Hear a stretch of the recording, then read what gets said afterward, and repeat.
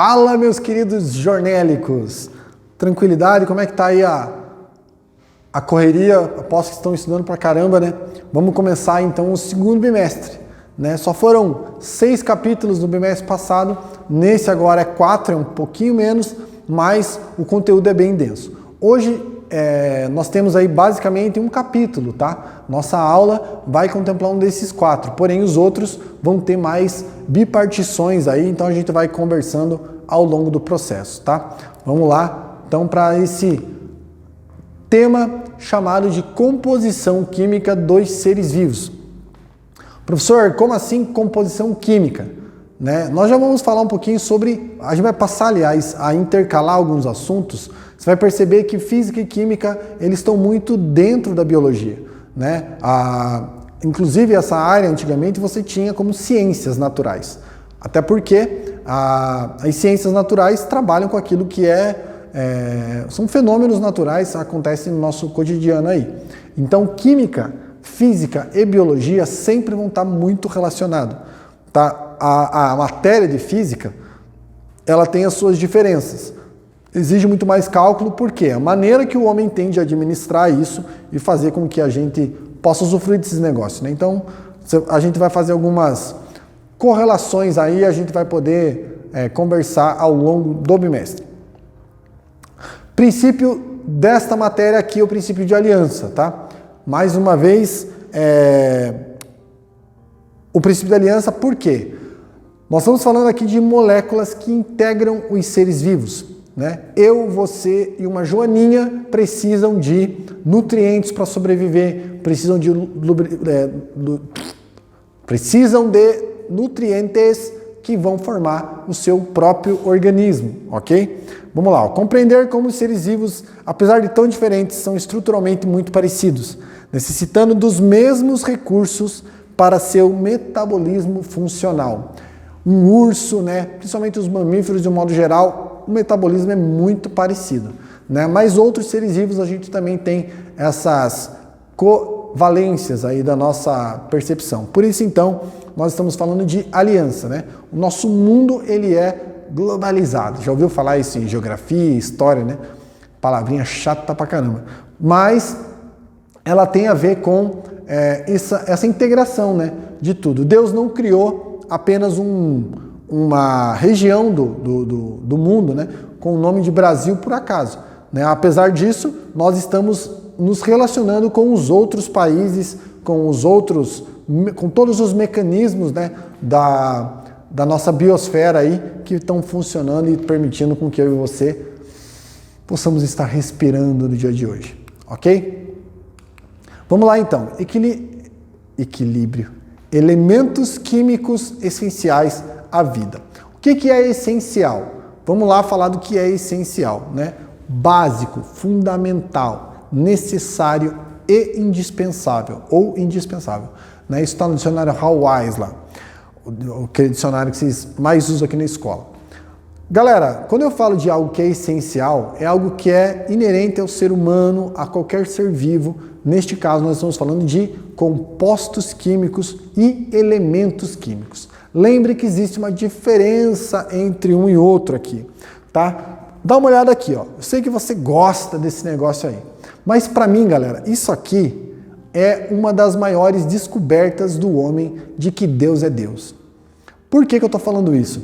Eu já disse isso algumas vezes para vocês na medida que a gente teve a oportunidade de falar sobre a tabela periódica, mas aqui tem todos os elementos presentes na natureza e de forma artificial também, né? Como é o caso aqui de alguns outros compostos.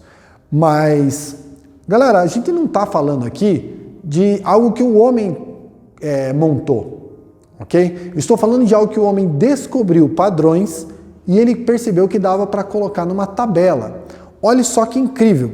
Eu estou falando do hidrogênio que tem um elétron. Se eu adicionar um elétron a esse cara e mais prótons e tal, né, aquela outra composição, eu já tenho um dos gases nobres chamado hélio. Ou seja, um elétron e mais alguns prótons a mais ou nêutrons a mais, ele vai formar o quê?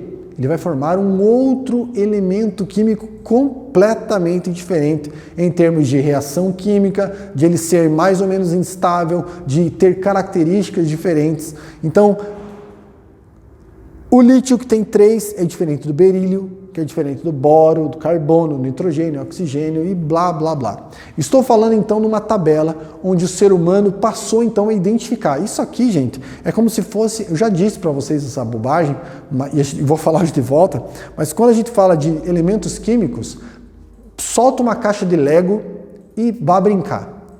É isso que Deus fez quando criou a humanidade. Ele pegou vários elementos químicos e ele orquestrou tudo. Lembrando o seguinte, não existe essa história de ser, nossa, fulano pegou e está manuseando produtos químicos. Você está manuseando produto químico agora, isso aqui é um produto químico. Você está respirando, isso é um produto químico, ok? Tudo é química, tudo, ok? Tudo que você olhar. A única coisa que eu não vou encontrar química vai ser no vácuo, numa condição onde eu tenho ausência de matéria, tá? Se tem matéria disponível, como esse meu copo lindo, maravilhoso aqui, eu estou falando de química. Se tem matéria, é química. Água é química? Água é uma substância química. Então você foi pego tomando produtos químicos hoje e ingerindo eles na medida que você comeu essas porcarias. Não é porque ele é mais ou menos prejudicial que é produto químico, tá, gente? Isso daí tudo é uma questão só de ponto de vista mesmo. Desses elementos químicos, nós temos alguns que na natureza eles vão aparecer mais do que outros. Mais do que isso, no ser humano, eles vão aparecer mais do que outros, tá? É o caso desse cara aqui, ó. Carbono, hidrogênio, talvez você não verifique direitinho aí, mas eu vou falando para você aqui, depois você vê na tua casa lá. Carbono, hidrogênio, oxigênio, nitrogênio, fósforo e o enxofre. São elementos químicos que estão, que estão aparecendo em abundância na vida dos seres vivos. De uma forma bem grosseira. Quando eu falo de qualquer um desses caras aqui, eu estou falando de seres vivos. Porque a boa parte deles, a concentração deles é encontrado, então, nos seres vivos do que nos minerais. Minerais você vai perceber hoje que eles têm muito menos compostos químicos. Mas um elemento pode ser aqui o carbono, por exemplo. Esses anéis que você vai encontrar no entorno deles é a camada da eletrosfera. Lembra lá que a gente você já viu isso lá em química, né? Daí fica lá o carbono, ele tem uma eletrosfera que pode gerar no máximo 2 elétrons em torno dele. Depois você tem uma outra eletrosfera, né? Que é a camada K, essa daqui é a camada L, que vai ter lá mais quantos carbonos? Mais 4, porque ele é um camarada que na tabela periódica apresenta 6 elétrons. Logo, eu fiz essa composição da camada da eletrosfera aqui. O que isso revela para mim e você? Que esse cara aqui, ele tem uma camada muito próxima ao seu núcleo, que é incompleta. Logo, esse cara se torna extremamente reativo, ou seja, ele vai fazer ligações químicas facilmente com compostos que estão próximos a ele. O hidrogênio é outro, né? O hidrogênio, coitado, é o único elemento da tabela periódica que tem na sua eletrosfera apenas um elétron, ou seja, nenhuma camada completa, né? Lembra lá das camadas, né? 2, 8, 18, 32, 32, 18 e 2, lá de fazer Linus Pauling, distribuição eletrônica. Essas camadas aqui que estão sendo observadas no entorno de um átomo, ele vai apresentar então essa eletrosfera maior ou menor desses elementos, ok? Então vai pela quantidade de elétrons que esse cara vai ter orbitando em torno do seu núcleo. Belezinha? Aqui ele está falando dos elétrons, né? Não está mostrando exatamente, mas não existe uma linha por onde esses elétrons passam. Nós chamamos esse campo de eletrosfera, justamente porque eles são regiões circulares, obviamente, que estão no entorno do núcleo de um átomo.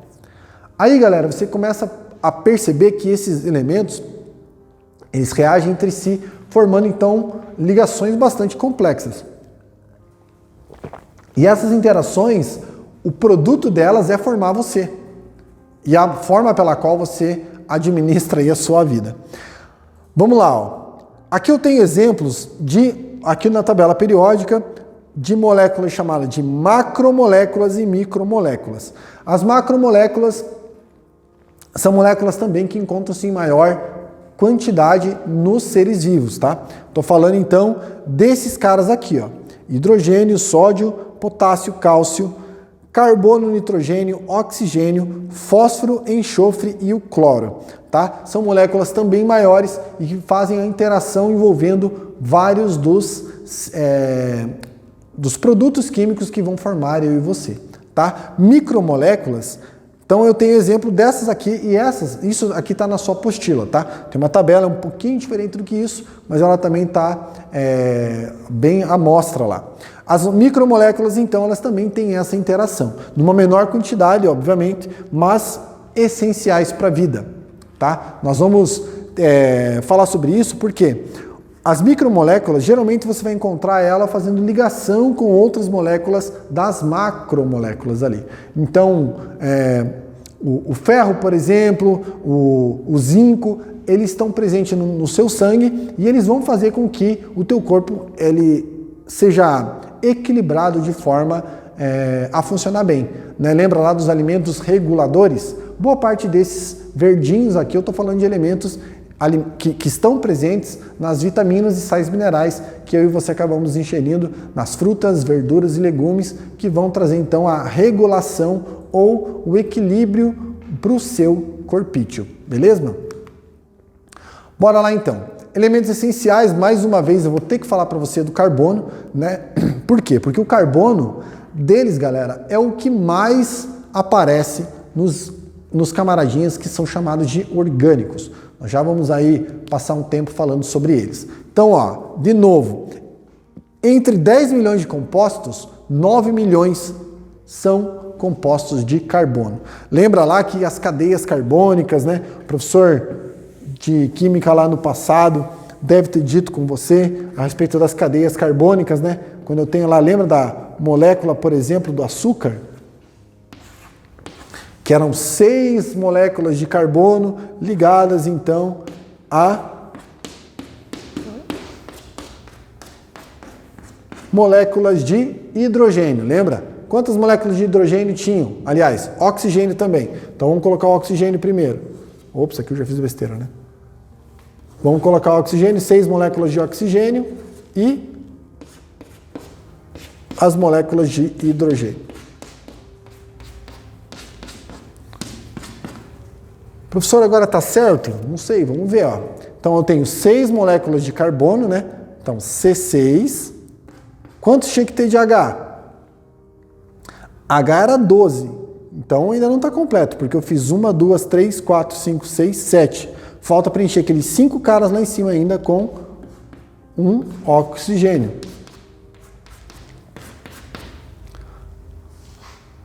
E o O6, né? 1, 2, 3, 4, 5, 6, agora eu fecharia essa conta. Professor, só tem esse tipo de molécula de açúcar na vida, no planeta, no universo? Não, você sabe que a molécula carbônica do açúcar, da glicose ou da frutose, da lactose, cada um deles vai ter uma composição química diferente. Então, quando eu falo dessa estrutura, eu posso criar cadeias carbônicas das mais variadas formas para que essa composição seja mais rica possível. E é isso que Deus fez. Então, quando eu falo lá da tabela periódica, eu estou falando de uma estrutura que nós apenas descobrimos. Né? Mais uma vez, enquanto a glória de Deus é encobrir as coisas, a dos príncipes, que sou eu e você, é esquadrinhar, ou então fuçar, mexer, pesquisar cada uma delas. Tá? Aqui, ó. Seu ajuste molecular permite que as estruturas possam se organizar e desorganizar dinamicamente. Só que eu já coloquei para vocês no slide antigo lá, tá? Então, por isso que eu coloco como Lego de Deus, porque é muito simples o carbono fazer essas conexões.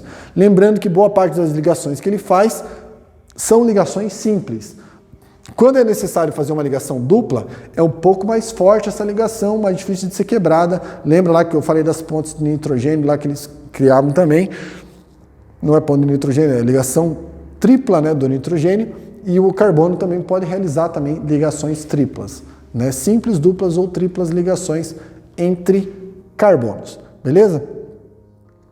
Entre carbonos e outros elementos, né, obviamente. Aqui você tem mais alguns exemplos de cadeias carbônicas, né? Cadeias abertas, cadeias fechadas, cadeias com dupla, anel benzênico, núcleo aromático, cada um deles vai ter as suas características. Eu estou falando então de uma dinâmica onde Deus consegue fazer com que todo elemento químico ou todos as estruturas que os compõem, eles formem ligações entre si que vão permitir, né, as diferentes moléculas, né? Então, a alimentação diferenciada vai permitir estruturas diferenciadas, né? Estou falando do corpo humano, estou falando de uma joaninha, né? Estava dizendo ali antes. Então, tudo isso tem uma série de conexões e conjunturas entre esses camaradinhos aqui. Beleza? Vamos lá para as substâncias. Ó, interações entre elementos químicos disponíveis na natureza. Aqui eu estou falando de substâncias químicas. Essas substâncias, elas vão apresentar duas características. Substâncias orgânicas, né? Basicamente compostos de carbono, carboidratos, lipídios, proteínas, vitaminas, ácidos nucleicos, blá, blá, blá, blá, blá. Tá, e aqui um componentezinho ali do carbono, formando então aquele arranjo, né, que é realizado através deles. Quando eu falo de substâncias orgânicas, gente, nós somos formados por substâncias orgânicas, ok? O nosso organismo, ele vai se compor ao longo da vida e se decompor ao longo da vida. Então você perde nutrientes, você troca nutrientes com o meio de uma forma bastante dinâmica e com bastante intensidade. Não pense que é você agora que está na sua casa e tal, você é a mesma pessoa que quando você chegou aqui. Eu disse para vocês lá no 8º ano, a sua pele, por exemplo, ela é substituída completamente em torno de 3 a 4 meses, ok? Você já não é mais você.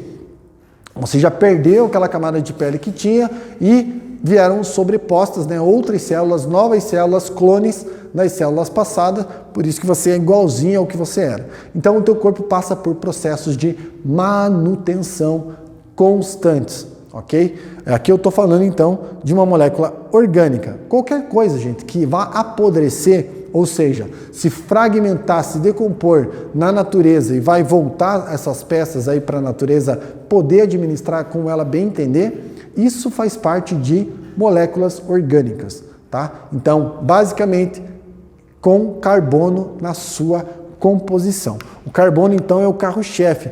Tanto é que na química, como nós chamamos da química orgânica, eu estou falando da química do carbono, ok? A química, então, ela tem essa característica de poder separar. É tanto elemento com carbono que existe uma química só para ele, que é a química orgânica. Química inorgânica, então, é a chamada química mineral, tá?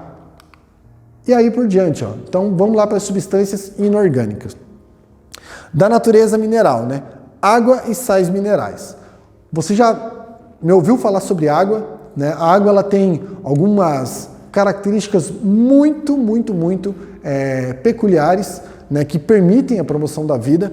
Uma delas é que você é composto de 60% a 70% de água. Tá? Quando você... 70% eu estou exagerando até aqui, mas quando você nasce, basicamente aí 65%, 67% você tem de água no seu corpo. Professor, isso é mentira, porque se fosse verdade, a hora que eu chacoalhasse ia fazer um barulhinho de água. Para de ser tongo. Eu estou falando de água dentro das suas células. Então você tem uma celulinha, dentro dessa celulinha, então você tem um núcleo lá, aqui você tem água. Inclusive aqui dentro, né, no chamado citosol, ou então, esqueci o nome lá. Mas é só uma estrutura, é o líquido que fica aqui dentro, na parte interna de uma célula. Na parte externa, professor, também tem bastante água. Nós vamos falar um pouquinho aqui. Mas a água, ela é que dinamiza, ou seja, ela torna possível essa variação de nutrientes, principalmente dos minerais no organismo humano. tá? É ela quem controla quem entra, quem sai da célula, ela que leva, né? E ela que puxa esses nutrientes lá de dentro. E a parede celular, então, que tem algumas outras estruturas ali, abrem, fecham porta, travam, destravam, enfim. A gente tem algo acontecendo dentro de você aí, mesmo que você esteja dormindo, ok? Água como solvente universal. Eu disse isso para vocês na aula passada. Existem dois tipos de substâncias, tá? Ó, substâncias hidrófilas, né, ou hidrofílicas, que são substâncias que gostam de água, né? São filos é amigo. Então tem aqui são dissolvidos em água. Açúcar, já ouviu? Já colocou água no açúcar? Tudo que você coloca na água e você vê com que ele desaparecer ali dentro, eu estou dissolvendo em água. Sal é dissolvido em água? Também é dissolvido em água. A questão é que nós conseguimos fazer com que a matéria, existe um grau de saturação, né? Que a química, você já deve ter visto isso, o material, quando eu começo a colocar muito nutriente, existe um coeficiente de saturação, essa substância, então, este composto fica chamado de supersaturado e ele vai começar a precipitar um açúcar lá que seja. Por isso que quando você vai na tua casa, você mete aquele Nescauzão no copo lá, chacoalha, aí teu amigo te chama, você sai correndo, vai para fora, aquele copo fica inerte lá em cima da mesa. Quando você volta, tem uma crosta de chocolate no fundo do copo e o leite está branco de novo. Você fala, ué, mas eu não coloquei Nescau aqui dentro. Se você chacoalhar, você vai perceber que decantou o material e não teve uma miscigenação completa. Ou seja, ele não é completamente dissolvido em água, ok? Então existe um coeficiente de saturação das substâncias também. No caso ali do leite, né? A água está misturada com outros nutrientes para formar o leite. E existem substâncias chamadas de hidrófobas ou hidrofóbicas. Na verdade, elas não são dissolvidas em água, ok? Olha só que interessante. O que faz com que você possa sair por aí cantando na chuva é justamente a capacidade que as nossas células têm no entorno dela aqui, ó, numa membraninha chamada de membrana plasmática. Você lembra disso? Deixa eu fazer um desenho que você vai lembrar. Umas bolinhas que eu fiz assim, ó. E nós vamos falar disso novamente esse bimestre, tá? Vamos falar de estruturas celulares. E aqui você encontrava lá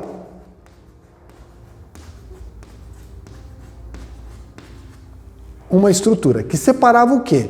O lado intracelular do lado extracelular. Vou colocar um pingo aí. O lado intracelular está cheio d'água, o lado extracelular também está cheio d'água. Se esse fluxo de água fosse sem controle algum, o que ia acontecer é que a água que está aqui dentro da célula ia extravasar rapidamente para o lado de fora. Você ia murchar como uma bola murcha, ou como aquela bexiguinha que você fica fazendo aquele barulho infernal lá quando você está brincando, enchendo a bexiga. Essa dupla membrana, que eles chamam de bicamada lipídica, lembre, lipídio é gordura. O óleo, ele é dissolvido em água ou ele é não dissolvido em água? Ele não se mistura com água, né? A água e o óleo não se misturam. Logo, o óleo é uma substância hidrófoba ou hidrofóbica. Ele não curte água, então ele não vai se dissolver. Ele fala, não, aqui não. Né? Para isso você precisa então de um detergente para poder fazer essa decomposição. Depois o professor de química vai me explicar para você por que o óleo ele acaba se dissolvendo com o detergente, tá? Mas quando eu tenho essa camada, eles chamam de bicamada lipídica, existe gordura aqui. Logo, a água que está aqui, ela não vai diluir essa parede, nem essa. Forma uma barreira protetora, então, que mantém água para o lado de fora e água para o lado de dentro da molécula. Isso é uma capacidade, gente, que parece boba, mas ela que permite a vida na Terra. Olha que coisa absurda. Eu estou falando de cada microscópica célula do teu corpo tem uma estrutura que dá a volta na célula inteira. Aqui, ó. Aqui eu estou dando um zoom nessa estruturinha para você poder enxergar melhor. E aqui, então, eu estou encontrando uma substância que faz com que exista esse meio extra e intracelular. Tá bom? A água também apresenta uma característica de ser polarizada. O que isso quer dizer? Que eu tenho polos positivos e negativos. Ah, mas e daí? E daí que essa célula aqui, ó, o hidrogênio é o ponto positivo. E o oxigênio, ela tem um perfil reativo, é negativo. Isso torna as duas moléculas reativas entre si. Aqui eu tenho molequinhas de água e o oxigênio desta molécula que é negativo, ele vai ser atraído por uma molécula de hidrogênio que é a molécula positiva da molécula da água. Aliás, o elemento positivo da molécula de água. O que isso quer dizer? Quando eu tenho, isso permite, galera, que eu tenha água nos estados líquidos, sólidos e gasosos. Tá? Quando eu tenho água no estado líquido, as moléculas de água, elas interagem de certa forma, por ser polarizada, essas moléculas elas ficam próximas umas das outras, ok? Isso então permite que eu tenha água no estado natural, líquido, para você poder enxergar, ok? Até a gente tem lá os 100 graus Celsius. Por que a água, o ponto de congelamento da água é 0 graus e o de fusão é de 100 graus Celsius? Eu estou falando aqui de uma estrutura que o ser humano que inventou. Nós pegamos a água como sendo a substância química mais abundante no planeta, nós condicionamos para que algo que é extremamente conhecido, colocou-se então o ponto de fusão a 100 graus Celsius e o ponto de ebulição a 0, que serviu de referência para todas as outras moléculas. Então eu sei que, por exemplo, o álcool ele já tem um grau de ebulição ali em torno de 65 a 70 graus. Logo, o álcool ele é mais volátil do que a água, ele vai evaporar com maior facilidade. Ok? Água como moderador de temperatura. Outra característica da água que eu já falei para vocês, eu falei lá que criava-se aquele ambiente, você lembra? Por que tinha a água então funcionando como um grande ar-condicionado do planeta, né? Nos 3 estados da água lá. O calor específico da água é 1, também por definição, tá? A partir daí a gente começa a entender então a dinâmica de todos os outros elementos químicos. Quando que um cara tem...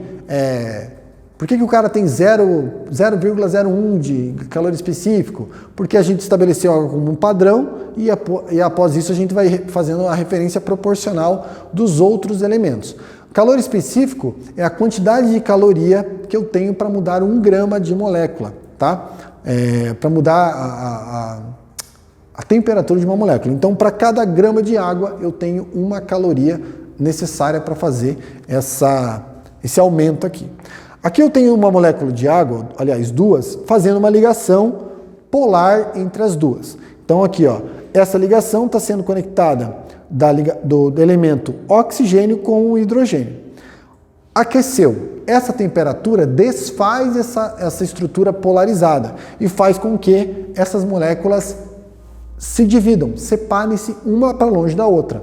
Logo, quando aquece, esse aquecimento quebra essa polarização e a água acaba tendo outro formato. Ela não mais está pertinho uma da outra, né, mas passa a ter um afastamento maior entre as moléculas. Lembre que o grau de agitação entre as moléculas vai determinar se a água é sólida, líquida ou gasosa. Tá? Então eu não estou sabendo aqui, não está definido se esse material aqui ele é sólido ou se é líquido, mas o que dá para ver é que essas moléculas agora estavam mais próximas e agora se afastaram bastante. E aí o que acontece? Ó, quando eu tenho o agrupamento novamente dessa água, eu tenho a liberação da energia que foi necessária para quebrar aquela ligação. Então, essa água, ela contém nela, né, aquele vaporzinho de água, ele contém energia armazenada. Quando ele conecta de novo, então ele libera essa energia para o ambiente, fazendo com que esse ambiente também seja aquecido. Show incrível, né, galera? Vamos lá, ó. Mais um pouquinho aqui. Então a água, como eu estava dizendo para vocês, né, nos animais em torno de 60% nos seres vivos e nos vegetais parte de 70% do corpo desses organismos, eles são com água dentro, tá? É como se fosse um canudo cheio d'água. Pode ser vazio ou pode ser cheio d'água, né? No caso aí, eu gosto de comparar muito o nosso corpo. Imagine que você tem 1000 litros d'água numa piscina, tá? Esses 1000 litros, eles estão lá e você está vendo. Agora, se eu pegasse bexigas e colocasse essa água dentro das bexigas e jogasse dentro da piscina, você não ia mais ver a água, mas você ia ver várias bolinhas que tem água dentro. É mais ou menos como funciona aqui a minha e a tua célula para a gente poder fazer uma referência entre um e outro, tá? Então aqui eu só coloquei, ó, meio extracelular com meio intracelular, né? Então essas moléculas de água, como elas se comportam, tem um processo que nós vamos falar mais para frente, chamado de osmose, né? Que é o equilíbrio entre o meio extra e intracelular, em termos de saturação de alguns nutrientes. O corpo acaba permitindo, às vezes, a passagem sem gasto de energia, justamente para equilibrar o sistema e não sobrecarregá-lo junto com isso. Depois eu vou explicar um pouquinho melhor isso. Tá? E substâncias inorgânicas, para a gente fechar, eu não coloquei muita informação, porque você tem 2 ou 3 páginas no seu material falando de cada um dos minerais, ok? Aonde que você encontra, para que ele é importante e tal. Para a gente não ficar falando de todos eles aqui, então nós vamos falar de uma forma bem básica e grosseira. Animais e vegetais têm em torno de 4% da composição do corpo de minerais. Tá? Ou sais minerais. Esses sais minerais são os alimentos reguladores, lembra? Produtores, carne, né, todo tipo de proteína, na verdade, está composto nos produtores, vão formar você. Reguladores são os sais minerais e vitaminas. E os energéticos, né, carboidratos e lipídios. Nós vimos isso no ano passado e nós vamos falar um pouquinho sobre síntese celular esse ano, que vai te dar um melhor norte aí. Mas de uma forma bem geral, você tem aqui todos aqueles componentes que eu falei lá das macro e micromoléculas espalhados aqui, formando tudo isso que você está vendo. E olha só que interessante, galera. Quando eu falo de nutrientes, nenhum composto químico tem cor.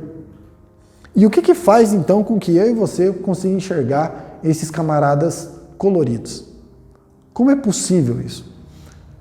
Então, cena dos próximos capítulos aí, nós vamos falar sobre isso posteriormente. Belezinha?